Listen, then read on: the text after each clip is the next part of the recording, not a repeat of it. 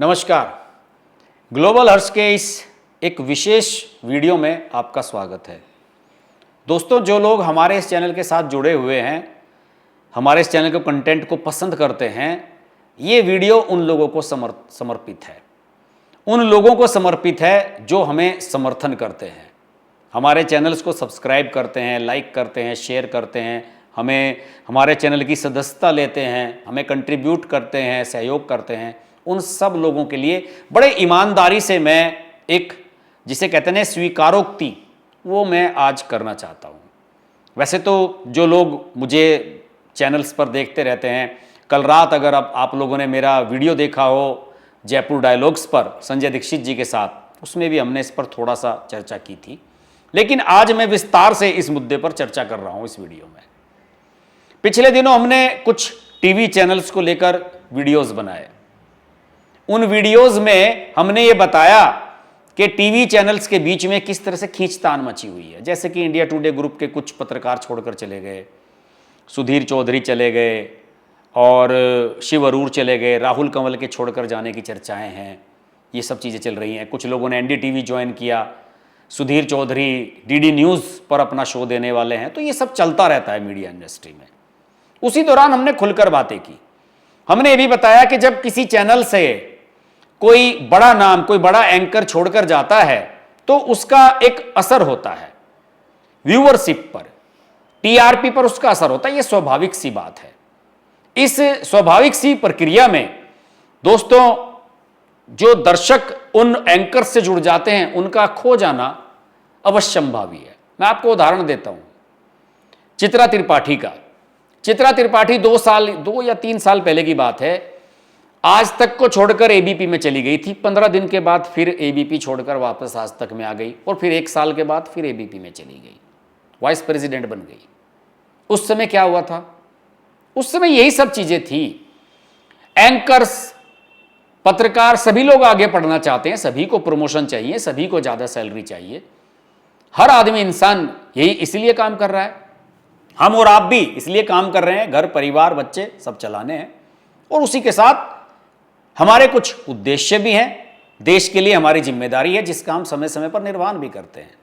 तो ये पत्रकार लोग भी, एंकर लोग भी ऐसे ही करते हैं। अभी कई एंकर छोड़कर चले गए, तो इसे लेकर हमने वीडियो बनाए। हमने दूसरे चैनल्स पर भी चर्चा की, जयपुर डायलॉग पर चर्चा की। हमने इसी ग्लोबल हर्ष चैनल पर 2-3 वीडियो बनाए जो 24 घंटे में 3-3, 4-4 लाख लोगों ने देखे। और वो जब वीडियो चले तो इन चैनल्स के जो मालिकान हैं, संपादक हैं, सीईओज हैं, उन तक भी पहुंचे। उन्होंने जब देखा कि हमने चैनल्स की परफॉर्मेंस पर सवाल उठाए हैं और यह भी बताया है कि इस एंकर के चले जाने से इस शो पर यह असर पड़ा, उसके चले जाने से इस पर यह असर पड़ा, उसकी टीआरपी जा रही है, तो खलबली मच गई। खलबली ऐसी मची ऊपर से नीचे तक। और जैसे ये लोग खुद हैं, जैसी इनकी मानसिकता है, पैसे के लिए सब कुछ करते हैं ये लोग। अपनी टीआरपी क्यों दिखाते हैं? बार्क एक एजेंसी है जो मैं तो बिलीव नहीं करता हूं, मैं पहले भी कह चुका हूं कि इस तरह की एजेंसीज को, ये सब जो है वो आप जानते हैं कितना बड़ा घोटाला खुल के आया था जब अर्नब गोस्वामी वाला मामला हुआ था। आज तक को लेकर बड़ा चैलेंज किया था रिपब्लिक को लेकर अर्नब गोस्वामी ने, और आज तक को चिल्ला चिल्ला कर कहा था कि क्या हुआ तुम्हारी टीआरपी का। तो ये सब चीजें जब समय समय पर दोस्तों खुलकर सामने आती हैं तो ये भी पता लग जाता है कि ये एजेंसियां कतई भी विश्वसनीय नहीं है। इन टीवी चैनल्स को एक आंकड़ा चाहिए होता है विज्ञापन एजेंसियों को दिखाने के लिए कि देखिए हमारे चैनल की, हमारे शो की ये रैंकिंग है और इसके विज्ञापन के इतने पैसे लगेंगे। उसी के आधार पर इनका चलता है।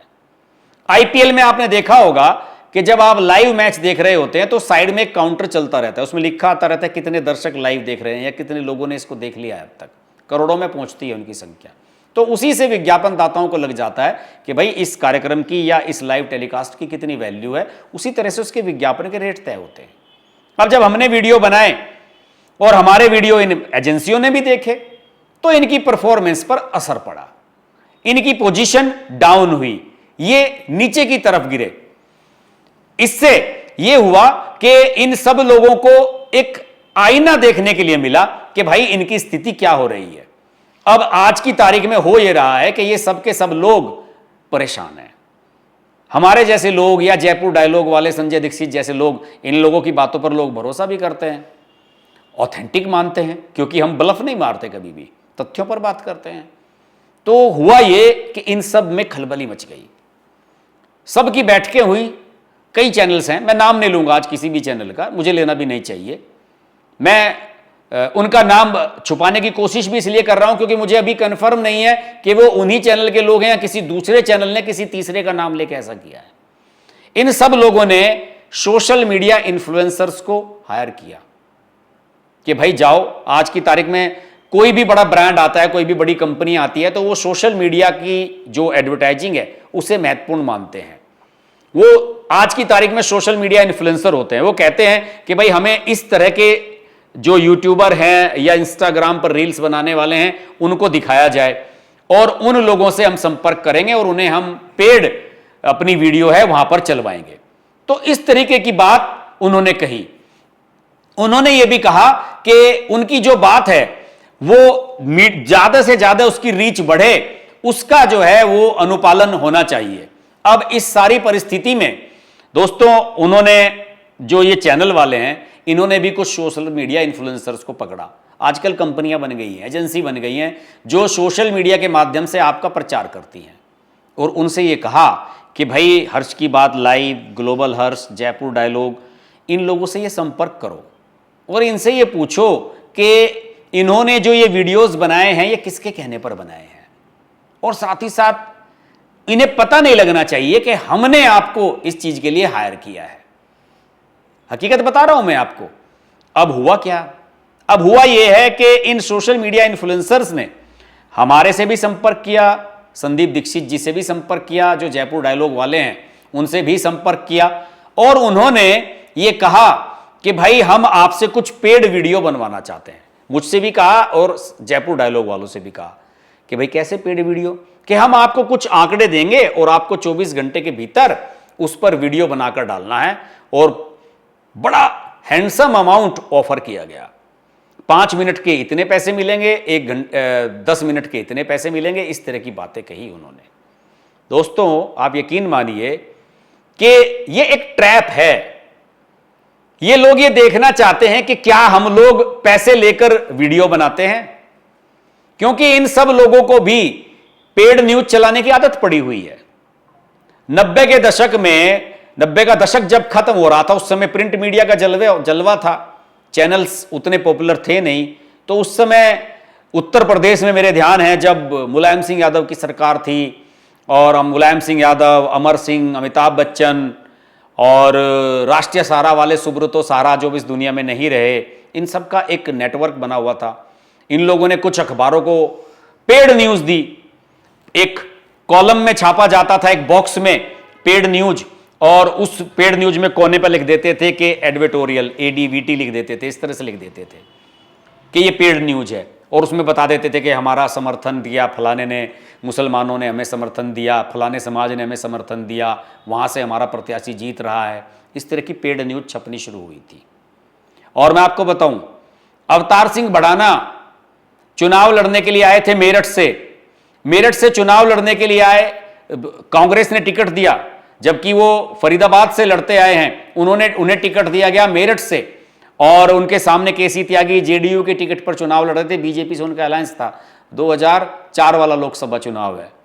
तो अवतार सिंह भड़ाना को टिकट मिलता है कांग्रेस का, और वो मेरठ के 2 प्रमुख अखबार थे, दैनिक जागरण और अमर उजाला, उनसे संपर्क करते हैं कि 4 पेज का एक विज्ञापन देना है मुझे, कलर पुल आउट, और उसमें मैं कुछ अपनी खबरें दूंगा, कुछ एक डिजाइन बनाकर देंगे कि फलाने समाज ने हमें समर्थन दिया, इस तरह की बातें होंगी, उसको आपको छापना है। अमर उजाला से संपर्क किया गया। अमर उजाला के संपादक स्वर्गीय अतुल महेश्वरी जी अब इस दुनिया में नहीं रहे, संस्थापक और मालिक थे इसके, बहुत बढ़िया आदमी थे, मैंने उनके साथ काम किया है। उन्होंने मना कर दिया कि भाई इस तरह की पेड न्यूज हम नहीं छापेंगे, लेकिन दैनिक जागरण ने वो विज्ञापन उनका छाप दिया 4 पेज का। और उसके बाद से मैंने मेरठ में काम किया है, दैनिक जागरण में भी और अमर उजाला में भी। तो उसके बाद से दैनिक जागरण की जो रेपुटेशन है इतनी खराब हुई कि लोग उनकी खबरों पर भरोसा नहीं करते थे कि यार ये पैसे लेकर खबरें छाप देते हैं। और धीरे धीरे ये चीज बाद में बढ़ी। 2007 का विधानसभा चुनाव था, उस समय मैं दैनिक जागरण में ही था, उत्तर प्रदेश का। उस समय जबरदस्त पेड न्यूज अखबारों में छपी, सब अखबारों ने छापी, उस समय तो अमर उजाला सब लोगों ने छापी। पहले तो यह भी था कि जब आप पेड न्यूज छापते थे तो एक बॉक्स बना देते थे, उसमें लिख देते एडिटोरियल कि ये विज्ञापन वाली खबर है। लेकिन दोस्तों उसके बाद तो लोगों ने एडिटोरियल भी लिखना बंद कर दिया, बॉर्डर भी हटा दिया गया चारों तरफ से, साफ दिखता था कि वो पेड न्यूज छपी हुई है। इस तरीके से बेशर्मी से सारे जो क्षेत्रीय अखबार हैं, हिंदी के अखबार खासतौर से, उन्होंने इस तरह की खबरें छापी। यही वजह है कि उनकी विश्वसनीयता नीचे गई और फिर लोग टीवी चैनल्स की तरफ गए। फिर इन्हीं लोगों ने, इन्हीं नेताओं ने, इन्हीं पॉलिटिकल पार्टियों ने इन टीवी चैनल वालों को पकड़ा। जब इन्हें लगा कि इन टीवी चैनल्स की रीच बढ़ रही है तो इनको पकड़ा गया। टीवी चैनल्स पर पेड न्यूज चलवाई गई।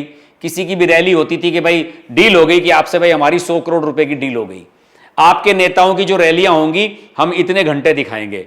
अगर कहीं पर सोनिया गांधी बोल रही हैं तो आधे घंटे उनको दिखाया जाएगा, राहुल को इतने देर दिखाया जाएगा, मोदी जी को इतनी देर दिखाया जाएगा। ये की डील हुई और ये 2009 और 2014 के चुनाव में, लोकसभा चुनाव में खूब देखने को मिली।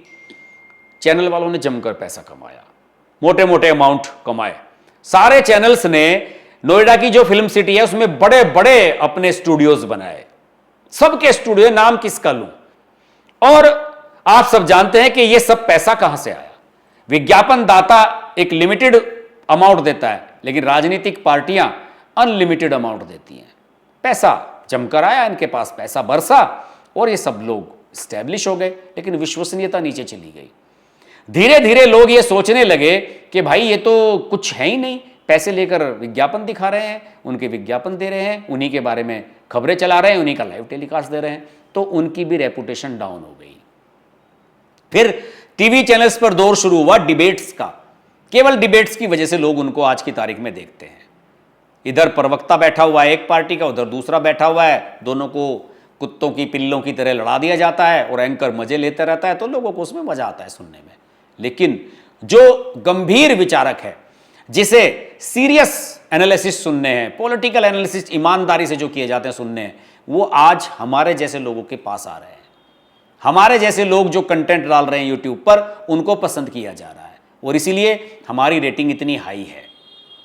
हमारी कही हुई बात का असर इतना होता है कि इन टीवी चैनल्स के सीईओ, संपादक सारे के सारे हिल जाते हैं और फिर हमें खरीदने की कोशिश आज ये चैनल वाले कर रहे हैं।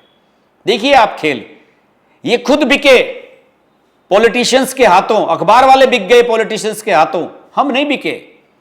हमारे पास भी ऑफर आती है कि राजस्थान का चुनाव आ रहा है, मध्य प्रदेश का चुनाव आ रहा है, आप ये वीडियो बना दो, फला पार्टी के लिए ये वीडियो बना दो। हमने कोई वीडियो कभी नहीं बनाया, हमें आपका समर्थन मिला हुआ है। यूट्यूब का हमारे पास पूरा प्लेटफॉर्म है जिसका एक अपना रेवेन्यू मॉडल है, उसके आधार पर हमें ठीक ठाक इनकम हो जाती है। तो हमें इन लोगों के सामने झुकने की क्या आवश्यकता है, हम नहीं झुके।